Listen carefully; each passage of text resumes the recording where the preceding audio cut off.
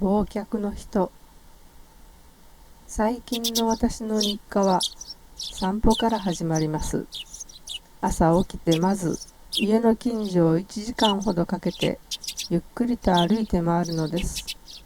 長年連れ添った夫が昨年他界しました。夫婦仲は良くも悪くもありませんでした。でも近所ではおしどり夫婦だとよく言われていました。取り立てて喧嘩もしたこともなく、子供は男の子が3人。今はもうみんな独立して家庭を持っています。孫も全部で5人います。孫のことは可愛いとは思いますが、正直森をさせられるのはあまり好きではありません。散歩道の途中に小さなカフェがあります。ずいぶんと前からあったようですが、気がつきませんでした。散歩を始めなければずっと気がつかないままだったかもしれません。主人が死んだ時、私は心の片隅でほっとしたことを覚えています。もちろん息子たちにそんな素振りはみじんも見せていません。彼らは母親像というものを勝手に描いていますから。私もそれに応えるべく合わせてきましたので、きっと父親の影響でしょう。主人はどちらかといえば亭主関白でした。でも横暴というほどのものでもなく、我慢できないこともなかったので適当に合わせていました。揉めても楽しくありませんからね。それでも3年前、主人が脳梗塞で倒れ、半身不随となった時は絶望しました。この人の世話をこれから一生見なくてはいけないのかと。まあそれでも昼間はヘルパーさんが来てくれ、思っていたよりは大変でもありませんでした。主人も自分が動けないことに引け目を感じていたようで、それほどわがままを言うこともありませんでした。それはちょっと意外でしたけれど、もっと横柄になるかと思っていましたので。ありがとう。すまない。そんな言葉を発するようになりました。主人の口からそんな言葉はそれまで聞いたこともありませんでしたので、最初のうちは私も少し戸惑ってしまいました。でもそれを聞くと、私も主人が少しかわいそうになって世話をすることもそれほど苦にならなくなりました。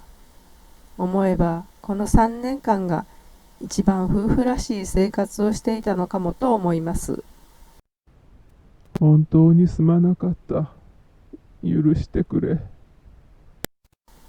それが主人の最後の言葉でした。主人は倒れるまでの自分の在り方を反省していたのでしょうか。今となっては言葉の真意はわかりませんが、何はともあれ終わった。私はそう思いました。主人の世話をそれほど苦とは思っていなかったにもかかわらず、どこか解放感を覚えました。そういえば主人はコーヒーがとても好きでした。私には豆をひいて入れたコーヒーもインスタントもまるで同じ味に思えるので、その良さはわからないのですが、でもそれを思い出して何回目かの散歩の途中、そのカフェに入ってみました。こじゃれた店内にはマスターが一人。特に愛想が良いわけでもないけれど、不愛想という感じでもありません。メニューにはたくさんのコーヒーの銘柄が書かれていましたが、よくわからないので、とりあえずブレンドを頼みました。口に入れた瞬間、おいしいと思いました。